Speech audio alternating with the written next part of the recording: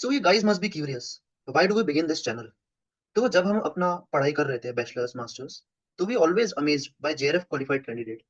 क्या वो कैसे स्ट्रेटेजी करते हैं, उनका कंटेंट क्या रहता है, उनकी अप्रोच क्या रहती है और किस तरह वो जेआरएफ क्वालिफाई करते हैं। So if you are searching the same you are at the right place. Hello all, I hope you all doing good. Welcome to our new channel JRF faculty physical education. This side your mentor and I would like to introduce my friend and another mentor of JRF faculty, Vasu. Jai Hind everyone. This side your mentor, Vashu Gupta. I'm an international level tennis player and I have qualified JRF in June 2024 with 99.59 percentile. So Vasu, how much did you get in paper 1 and paper 2? My friend, I have scored total. My score in total was 182 and in paper 1 I have scored 62 marks and in paper 2 I have scored 120 marks. That's impressive. Your paper 2 score is so good. So Vasu, please tell us about your education background. Okay. So since school days, I had keen interest in sports and in science too. So I have completed my bachelor's in science. But जैसे कि as I said before, कि I am playing tennis professionally. So sports के साथ science को continue करना was a bit tough. So I decided to choose my academic and change my academic degree towards physical education. That would really help me in my sports and to get knowledge about physical education too. So I have completed my bachelor's of physical education and I have completed my master's of physical education in 2024. And I have qualified my UGC NET in my first attempt in my December 2023 and I have qualified JRF in June 2024. Nice, nice. So Vasu, whenever the JRF candidate appear in front of me या किसी के भी सामने वो नजर आता है तो सबका एक ही सवाल रहता है कि आपने जेआरएफ कैसे क्वालिफाई किया। तो इसको मैं सिंप्लीफाइड फॉर्म में रखता हूँ। तो what are your broad strategies and what is your approach and what are your tactics to qualify that JRF? Okay, good question, my friend. First of all मैं ये कहना चाहूंगा कि क्वालिफाइंग जेआरएफ आपको कोई शॉर्टकट नहीं लगे. You have to give your time, you have to be dedicated and you have to be determined कि आपको गोल सेट करना है कि आपको जेआरएफ क्वालिफाई करना है और वो भी एक गुड नंबर से और गुड परसेंटाइज.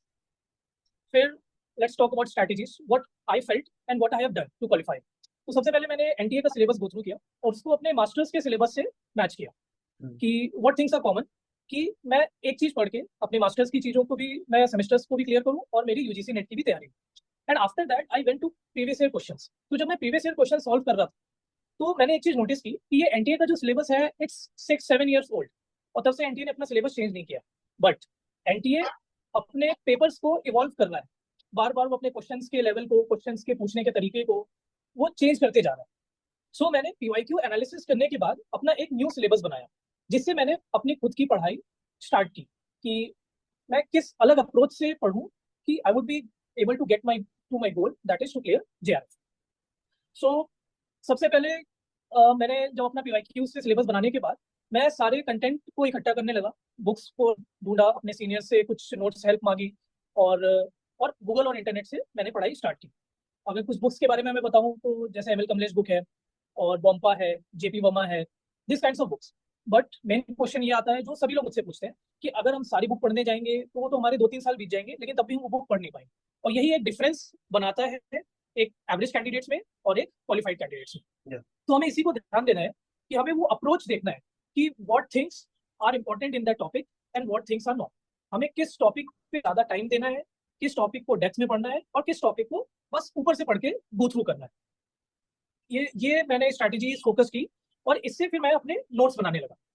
और ये सबसे इंपॉर्टेंट चीज है कि अगर हम किसी का नोट्स लेके पढ़े तो आई पर्सनली थिंक कि उससे हमारी तैयारी नहीं होने वाली, क्योंकि अगर हम खुद के नोट्स बनाते हैं तो हम उस टॉपिक को एनालिसिस कर रहे हैं, उस टॉपिक को डेप्थ में पढ़ रहे हैं और उसको लिखने के बाद वो चीजें हमारे दिमाग में इम्प्रिंट हो जाती है. बट अगर हम किसी दूसरे का पढ़ रहे हैं तो वो चीजें हमारे दिमाग में उतनी जल्दी इम्प्रिंट नहीं होती. और एनटीए इतनी तेजी से अपने क्वेश्चंस को इवॉल्व कर रहा है, अपने पैटर्न्स को चेंज कर रहा है, लेकिन सिलेबस पुराना ही है. तो हमको उसके बारे में सोचना है और टॉपिक वाइज हमको पीवाईक्यू से टॉपिक उठाने हैं और उसको इन डेप्थ पढ़ना है. और हमें समझना पड़ेगा कि एनटीए कैसे क्वेश्चंस बनाना चाह रहा है, वो हमसे चाहता क्या है. कि हम आगे असिस्टेंट प्रोफेसर बनने जा रहे हैं तो हमारा इंटेंस लेवल का होना चाहिए, तो इस पे हमें ज्यादा फोकस करनी चाहिए. और रेगुलर मॉक टेस्ट वो वेरी मस्ट इंपॉर्टेंट है, वो आपको करना ही करना चाहिए. और time management, this is also very important. So आपको एक टारगेट बनाना पड़ेगा कि आप एक दिन में 10 क्वेश्चन आपको करने हैं, तो anyhow you have to complete that target कि आपको 10 क्वेश्चन कंप्लीट करने ही। तो ये आगे हम इस चैनल में अपने और वीडियोस के थ्रू आपको हम यही बताना चाहेंगे कि हमने क्या स्ट्रैटेजीज की, हमने कैसे नोट्स बनाए, हम कैसे क्या किस अप्रोच से बुक्स को पढ़ते थे, किस अप्रोच से हमने एनटीए के पीवाईक्यूज को एनालिसिस किया, जिससे आप अपने यूजीसी नेट और जेआरएफ क्वालिफाई करने के टारगेट को अचीव कर सकें। Brilliant, brilliant. That's very insightful guidance by you. Also, due to time restriction and stuffs, I would conclude this video. बाकी जो अगले वीडियोस में जो गाइडेंस आपकी जो गाइडेंस रहेगी, आपका जो अप्रोच रहेगा कि आपने मास्टर्स के साथ या स्पोर्ट्स के साथ होते हुए अपनी मास्टर्स में अपना जेआरएफ, अपना स्पोर्ट्स खेलते हुए प्रोफेशन खेलते हुए अपना जेआरएफ आपने कैसे क्वालिफाई किया, उसके बारे में हम आगे वीडियोस बनाते रहेंगे आपके साथ. तो that's some of our video. Thank you. Also, thank you please so much. also please stay tuned for our next videos, upcoming videos, and also subscribe to our and join to our Telegram channel so that you can get latest updates about and content about physical education. So description is in our bio, the group link. Also, you can search it by typing JRF faculty in the Telegram search bar. You can get the group, and please do join us. Stay tuned. Thank you. Thank you so much. Thank जय you, Hind Asif. Everyone.